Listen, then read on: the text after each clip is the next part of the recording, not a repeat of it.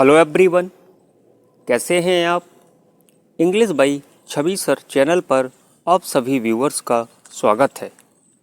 दोस्तों, आज मैं डिस्कस करने जा रहा हूं BA third year fifth semester English literature के paper first history of English literature की यूनिट से एक लॉन्ग क्वेश्चंस को।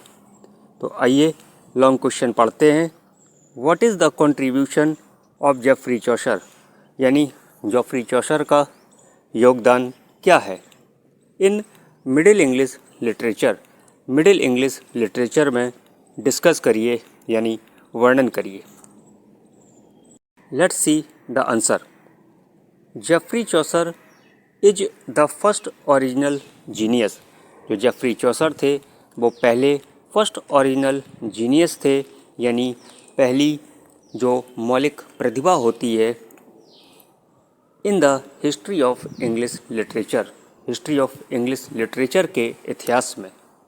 ही इज ऑफन रिगार्डेड, उनको अक्सर समझा जाता था as the father of English poetry, यानी इंग्लिश पोइट्री के पिता के रूप में उनको समझा जाता था।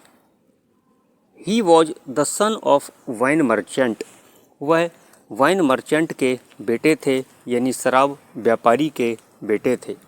But later became the duke, लेकिन बाद में वो ड्यूक हो गए, डिप्लोमेट हो गए, यानी राजनयिक हो गए। And then the personal attendant of the king, और राजा के पर्सनल अटेंडेंट हो गए, यानी निजी परिचारक हो गए। He had a wide knowledge of Latin, French and Italian poetry, उनको वाइड नॉलेज थी, यानी उनका जो ज्ञान था वो विस्तृत था। लैटिन, फ्रेंच और इटालियन पोइट्री का उनको बहुत ज़्यादा ज्ञान था। He used rhyme in his poetry, अपनी पोइट्री में उन्होंने राइम का प्रयोग किया था। His English language used in poetry was far easier than Old English used in Beowulf, यानी कविता में प्रयुक्त उनकी अंग्रेजी भाषा बियोवल्फ में प्रस्तुत पुरानी अंग्रेजी की तुलना में कहीं अधिक आसान थी।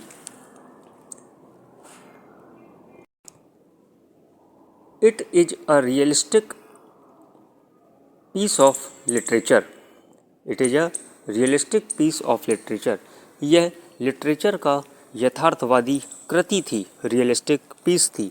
That gives a clear picture of the 14th century England, जिसने 14th सेंचुरी इंग्लैंड की क्लियर तस्वीर को प्रस्तुत किया था। Geoffrey Chaucer's the Canterbury Tales, Geoffrey Chaucer का जो वर्क है Canterbury Tales was famous poetic work, एक प्रसिद्ध पोइटिक वर्क है, काव्यात्मक काम है। The characters of Chaucer's Canterbury Tales, यानी जेफरी चौसर की कैंटरबरी टेल्स के जो कैरेक्टर्स थे, जो पात्र थे, are from all sectors of life, वो जीवन के सभी सेक्टर्स से लिए गए थे, यानी जीवन के सभी क्षेत्रों से लिए गए थे। आइए वो सेक्टर्स जानते हैं। Rich and poor, good and bad, man and women, ETC, इन सेक्टर्स से ये पात्र चुने गए थे। It contains 17,000 lines, Canterbury Tales में 17,000 पंक्तियाँ हैं। इट इज अ सीरीज, यह एक सीरीज है, मतलब श्रृंखला है, of different kinds of story, विभिन्न प्रकार की कहानियों की एक स्टोरीज है। Told by a group of pilgrims, जिसको ग्रुप ऑफ पिलग्रिम्स, तीर्थ यात्री के ग्रुप के द्वारा सुनाया जाता है। मतलब इसकी जो कहानियाँ हैं वो ग्रुप ऑफ पिलग्रिम, तीर्थ यात्रियों के ग्रुप के द्वारा सुनाई जाती हैं। Who are on their way to Canterbury, ये सभी तीर्थयात्री कैंटरबरी के रास्ते जा रहे थे। कैंटरबरी क्या है? एक रिलीजियस प्लेस है, एक धार्मिक स्थान है। द श्राइन, कैंटरबरी एक श्राइन है। किसकी श्राइन है? ऑफ थॉमस बैकेट की श्राइन। दोस्तों, श्राइन का जो मतलब होता है मंदिर, तीर्थ स्थान या पवित्र स्थान को हम श्राइन कहते हैं। तो थॉमस बैकेट के जो पवित्र स्थान था, यहाँ पर ये सभी लोग जा रहे थे। इट कंटेन्स 22 टेल्स, इसमें 22 कहानियाँ हैं।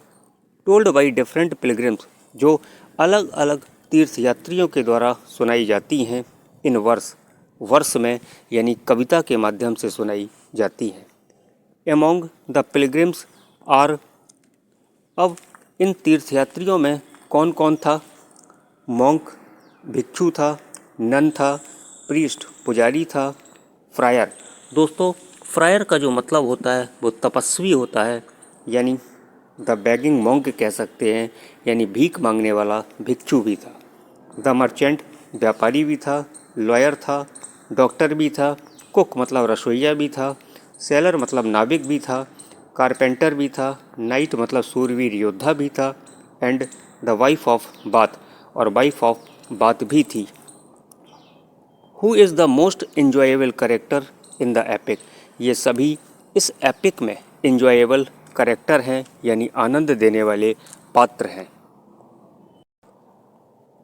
The wife of Bath has 5 husbands, wife of Bath के 5 पति हैं। She had travelled in Jerusalem and Rome, यह जेरूशलम और रोम की यात्रा कर चुकी थी। सी इज अ वोमेन, यह एक ऐसी महिला है, हु डिजायर्स, जो इच्छा रखती है, टू कंट्रोल, नियंत्रित करने की इच्छा रखती है, हर हस्बैंड, अपने पतियों को। She is like a modern women, यह एक मॉडर्न वोमेन है, यानी आधुनिक महिला के जैसी है, with her firm sexuality and independence, with her firm sexuality and independence मतलब अपनी दृढ़ कामुकता और स्वतंत्रता के साथ। The monk and the fryer, जो मॉन्क और फ्रायर थे, do not live in religious life, वो धार्मिक जीवन नहीं जीते हैं। The monk has a passion for Hunt, जो मॉन्क थे वो पैशन फॉर हंट यानी शिकार करने के शौकीन थे। While the fryer is corrupt, जबकि जो फ्रायर थे वो करप्ट थे, यानी ईमानदार नहीं थे, बेईमान थे। एंड मैरिड मैनी टाइम्स, और उन्होंने कई बार शादियाँ की थीं। ही आस्क पीपल, फ्रायर लोगों से कहा करते थे, टू गिव हिम मनी, कि उनको पैसा दें, सो दैट, ताकि people would go to heaven, जो लोग हैं वो हेवन में जा सकें। The farmer and the knight, जो किसान और सूरवीर योद्धा हैं, आर गुड, ये अच्छे हैं, हेल्पफुल हैं, दूसरों की सहायता करते हैं, ऑनेस्ट करेक्टर हैं, यानी ईमानदार पात्र हैं, इन द पोयम, इस पोयम में। Most of the character in the poem, अधिकांशतः जो करेक्टर हैं इस पोयम के, आर लाइक रियल पीपल, वो रियल पीपल के जैसे हैं, with both good and bad attribute, यानी दोनों एट्रीब्यूट्स मतलब गुणों को रखते हैं, गुड और बैड गुणों को रखते हैं।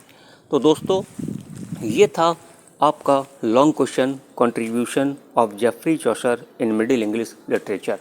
आपको कैसा लगा कमेंट करके ज़रूर बताइए, और यदि आपने अभी तक English by Chhavi sir channel को सब्सक्राइब न किया हो तो सबसे पहले चैनल को सब्सक्राइब करिए, बेल आइकन को प्रेस करिए।